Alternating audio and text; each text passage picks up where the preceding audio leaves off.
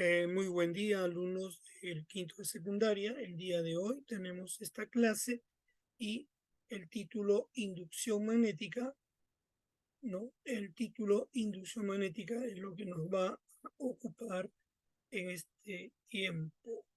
Anote pues inducción magnética. Este título, inducción magnética, nos refiere sobre el fenómeno de que el campo magnético, en este caso vemos este imán que se está introduciendo dentro de una espira o conductor circular, y miren lo que está sucediendo. Esta letra o esta flechita, vector I, significa que está corriendo o hay una corriente eléctrica. Entonces, estoy observando esto, ¿no? Que al movimiento del imán se va a generar corriente eléctrica, lo cual nos dice que el campo magnético provoca corriente eléctrica. Semana pasada vimos al revés, la corriente eléctrica genera un campo magnético. Esta vez es un campo magnético genera corriente eléctrica. Anote también el propósito. El propósito explica la relación entre una corriente eléctrica y el campo magnético. Bien, anote el título, explica la relación entre corriente eléctrica y el campo magnético. Seguimos ahora sí con el desarrollo. Y aquí el personaje es el investigador inglés Michael Faraday. Muy bien, este personaje se interesó de los experimentos realizados por Oster y por Ampere. Estos dos científicos, ¿no? Hicieron estas demostraciones donde se observaba que una corriente eléctrica generaba un campo magnético. Pero él pensó al revés. ¿Puede el campo magnético generar una corriente eléctrica? La pregunta o la cuestión de Faraday era, de acuerdo con los descubrimientos de Oster y Ampere, ¿puede un campo magnético producir corriente eléctrica? Y lo cual fue respondida a través de eh, un experimento, ¿no? Como hemos visto aquí en la imagen. ¿Ves? Cómo este imán se mueve por dentro de la espira y que al hacer ese movimiento se está generando corriente eléctrica. Entonces aquí tenemos ese principio que el campo magnético genera corriente eléctrica. Bien, a continuación, a ver, no, hablemos de flujo magnético. ¿Qué es el flujo magnético? Bueno, el flujo magnético viene a ser el campo magnético que atraviesa una superficie, el campo magnético que atraviesa una superficie, pero de manera perpendicular. Ahora, pero en el gráfico que estamos observando, este gráfico, me doy cuenta que el campo magnético no está atravesando en forma perpendicular, como vemos aquí. Ve, las flechitas rojas son el campo magnético. Ese campo magnético no está atravesando en forma perpendicular. Cuando eso ocurre, lo que tenemos que hacer es descomponer el campo magnético B en dos componentes, una en esta posición y la otra en la posición normal, ¿correcto? Entonces, tengo dos componentes. La componente del campo que me interesa es aquella que está en la dirección normal. Ahora, ¿cuánto vale esa componente? Fácil. Se pone el valor de B y a ese multiplicamos por el coseno del ángulo que forma el campo con la normal. Ahí está.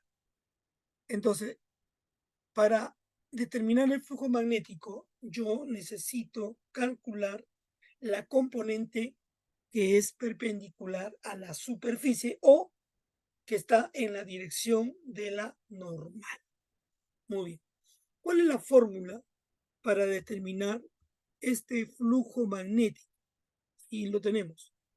Es flujo magnético, phi, es B coseno de tita, que viene a ser la componente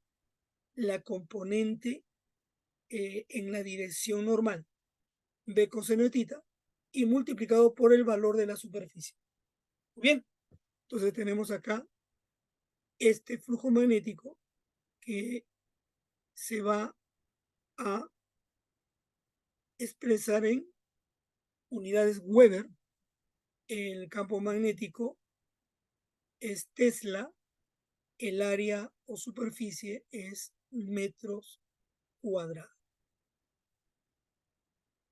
En la fórmula coseno de tita, ojo, donde tita es el ángulo que forma el campo magnético con la normal. Entonces aquí debo considerar quién es el coseno del ángulo tita, ¿ya? Ahora, este flujo magnético, como decía, se debe expresar en Weber. Un Weber es vamos a decir, Tesla, T, por metros cuadrados. Entonces, un Weber es una unidad de campo, perdón, de flujo magnético, es un Tesla por metro al cuadrado. Muy bien. Vamos con lo siguiente. Vamos con lo siguiente. A ver, todavía tenemos un poquito más de teoría. Ya.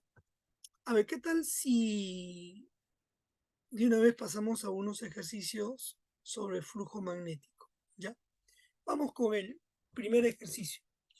De lo que hemos revisado, el flujo magnético se obtiene con esta fórmula. ¿Estamos de acuerdo? Muy bien. Esa es la fórmula. Flujo magnético es B coseno de tita, que es la componente en la dirección normal, por la superficie. Bien, al leer el problema, yo puedo determinar quiénes son mis datos y qué es lo que me pide el problema. Por ejemplo, acá dice hallar el flujo magnético, o sea, acá tengo la letra phi, el flujo magnético a través de una superficie de área de 20 metros cuadrados, lo cual está aquí, 20 metros cuadrados, si el campo magnético en dirección perpendicular, ojo, note que ya me están dando el valor del campo magnético en la dirección perpendicular a la superficie, vale 10 a la menos 4. Bien, entonces, ¿eso qué quiere decir? Que esta componente, vamos a colocarlo nuevamente, que es la que me interesa, esta de aquí, esa componente, ¿a qué es igual? Es igual al valor de B multiplicado por el coseno del ángulo tita, donde tita es el ángulo formado por el campo y la normal. ¿Muy bien? Entonces, tenemos la fórmula. Inducción magnética es B coseno de tita. Esta parte de aquí, como ustedes observan, viene a ser la componente vertical, de el campo B. Listo. Esta es la fórmula. B coseno de tita por. Muy bien. Vamos entonces a reemplazar. Campo magnético, perdón, flujo magnético, ese es el nombre, flujo magnético es igual a B, B que es 10 a la menos 4. Esto ya era dato, esto ya era dato. La componente perpendicular a la superficie, ¿no?, es B coseno de tita, y eso vale 10 a la menos 4, multiplicado por el área, pero el área vale 20 metros. ¿Listo? Por lo tanto, esto expresado sería así, 20, este 20 es un 2 por 10, entonces ese 2 lo pongo adelante, por 10, y luego por 10 a la menos 4. A ver cuánto me sale. Muy bien. 2 por 10, 10 por 10 a la menos 4, 10 a la menos 3. Entonces la respuesta ganadora será flujo magnético 2 por 10 a la menos 3 Weber. Ahí está. Entonces podemos hacer un alto para que anoten el desarrollo del problema. Listo. Continuamos. Siguiente problema.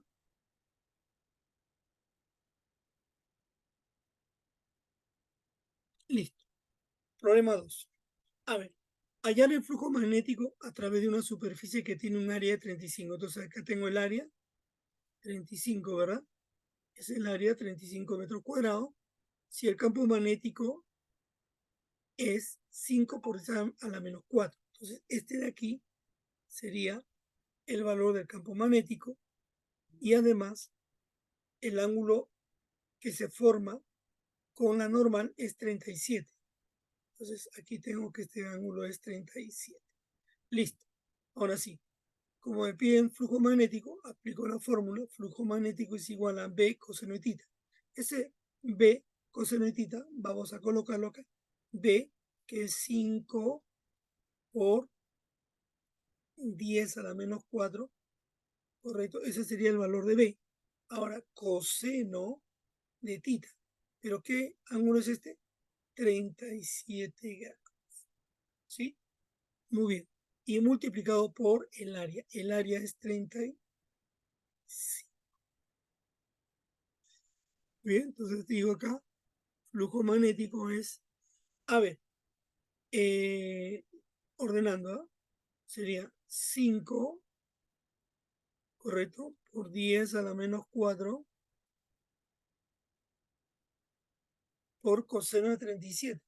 Ahora, coseno de 37, ¿a qué es igual? A 4 quinto. Y todo multiplicado por, muy bien, aquí ya puedo simplificar, quinta, 1, quinta, 7. Listo. Flujo magnético, 5 por 4, 20. 20 por 7, 140. ¿140 qué? 140 Weber. Muy bien. Puede quedar ahí, puede quedar ahí, pero aquí tengo mis alternativas. Entonces, me parece que podría ser la A o podría ser la D. ¿Cuál de ellos es la correcta? Vamos a ver. ¿Qué es lo común en estas dos respuestas? Que es 1,4. 1,4. Entonces, eso quiere decir que la coma decimal se va a trasladar 2 posiciones, ¿no?, a la izquierda, y eso me permite a lo siguiente. El flujo magnético es 1,4. Ojo, para que esto no se altere, yo tendré que multiplicarlo por una potencia de 10. Como he recorrido 2 posiciones, entonces acá sería 2 o más 2, si quiere decirlo así. ¿Sí? A ver. ¿Hay respuestas? ¿No hay respuestas?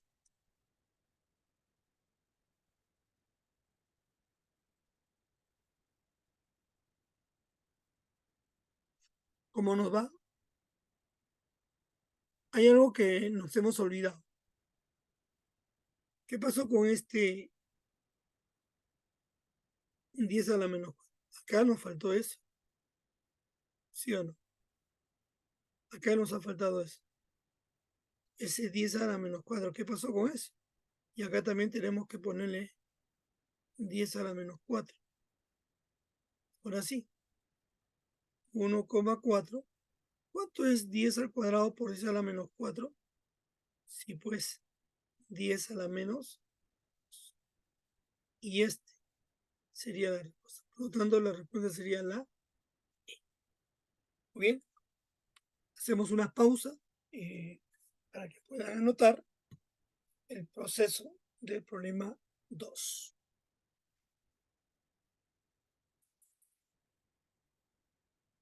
Bien, luego de la pausa continuamos.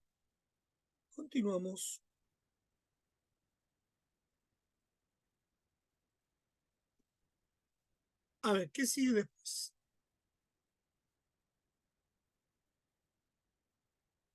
El problema 3 es para que lo hagan ustedes, igual el problema 4. Y para el problema 5 y 6 yo necesito, ¿no?, saber cuál es la fórmula de la fuerza electromotriz. Entonces vamos a retroceder y vamos a explicar rápidamente. Aquí está. ¿Qué es la fuerza electromotriz? Bueno, es la rapidez en que se produce el flujo magnético, ¿correcto?, que atraviesa de manera perpendicular a la superficie. Ahora, la propiedad dice que la fuerza electromotriz, ¿correcto?, es directamente proporcional al número de espiras y a la rapidez de variación del flujo, el flujo magnético, a través del conductor. O sea, la fórmula es esta de aquí. Esta es la fórmula. Bien, entonces vamos a identificar las unidades de cada una de ellas. Este sería el flujo magnético. Ese flujo magnético, ¿no?, en la letra griega phi, t, tiempo, que es el tiempo de variación del flujo magnético, ¿correcto? Y se nos señala la siguiente nota. Si el circuito consta de n espiras, entonces la fórmula se multiplica por n. En el fondo es lo mismo, correcto. Donde n es el número de espiras. Muy bien. Recuerda, la variación de flujo magnético, delta de phi, a través de un circuito puede haberse, a través de un circuito puede deberse al movimiento o alteración del circuito, o también ese movimiento como producto de variación del campo magnético. Y esa sería, ¿no?, la respuesta, ¿no? Un movimiento o alteración del circuito a una o a una variación del campo magnético. Listo. Vamos con lo siguiente.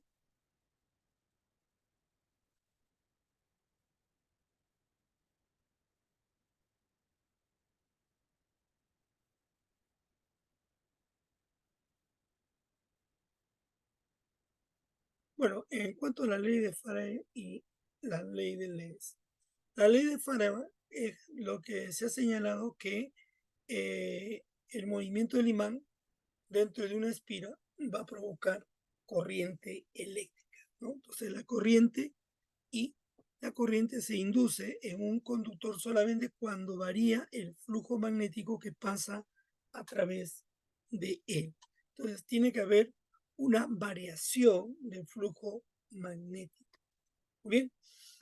A ver, ley de Lenz. La corriente inducida tiene un sentido tal que su propio campo magnético se opone a los efectos del campo magnético que lo induce.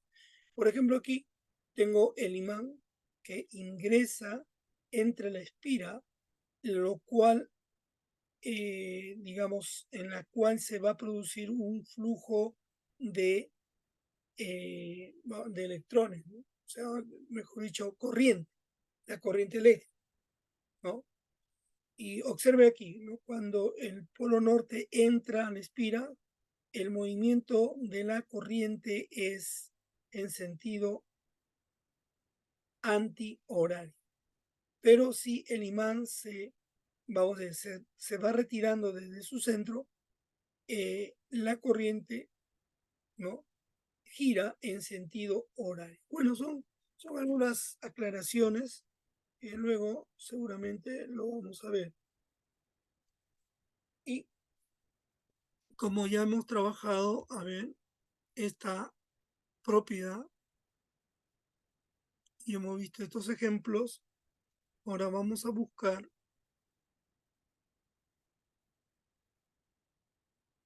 problemas de ese tema, de ese punto. Una espira situada en un campo magnético se desplaza en un octavo de su segundo de un lugar donde el flujo es 0,2, ¿no?, Weber a otro donde el flujo es 0,6. Calcular la frecuencia, la fuerza electromotriz inducida. Muy bien, entonces por aquí tengo mis datos. Ahí está, el tiempo es un octavo. Tenemos aquí la variación del flujo magnético, que es una diferencia, ¿no?, de 0,6 y 0,2. Listo. Y me piden la fuerza electromotriz. Bien, yo sé que la fuerza electromotriz, ¿no?, es el cociente de ¿qué? Hablen, por favor. El cociente de la variación del flujo magnético entre el tiempo. Así es.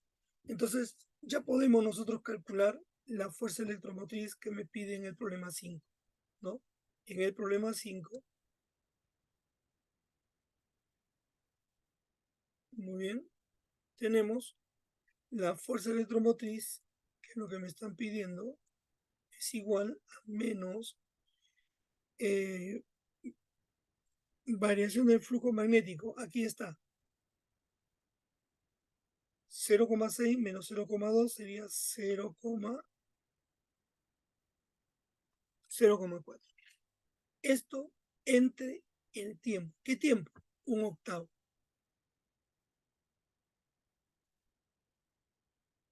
Entonces me está quedando fuerza electromotriz igual a, este 4 pasa a multiplicar a 0,4 y sería 3. Muy bien. Ya tenemos entonces el resultado.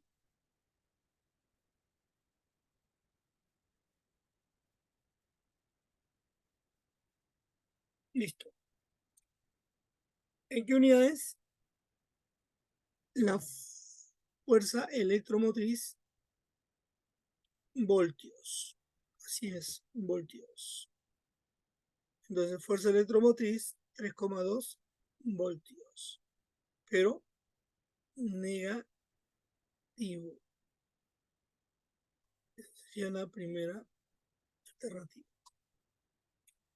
Bien, el problema 2 ya es en forma análoga. Ustedes lo van a tener que trabajar. Bien, alumnos, eso sería todo por la clase de hoy. Si terminaron y les queda todavía un tiempo, entonces sería bueno que ustedes aprovechen esos minutos para poder de repente ponerse al día, si hay alguna actividad pendiente, ¿no? Busquen conversar, ¿no? ¿Correcto? Aprovechemos pues el tiempo. Y lo otro, sí, hay problemas que han quedado ahí para ser resueltos. Entonces también sería el tiempo para que ustedes puedan eh, resolver los problemas, ¿no?, de problemas de la diapositiva. Eso sería todo, chicos. Que el Señor los bendiga. Muchas gracias. Bye bye.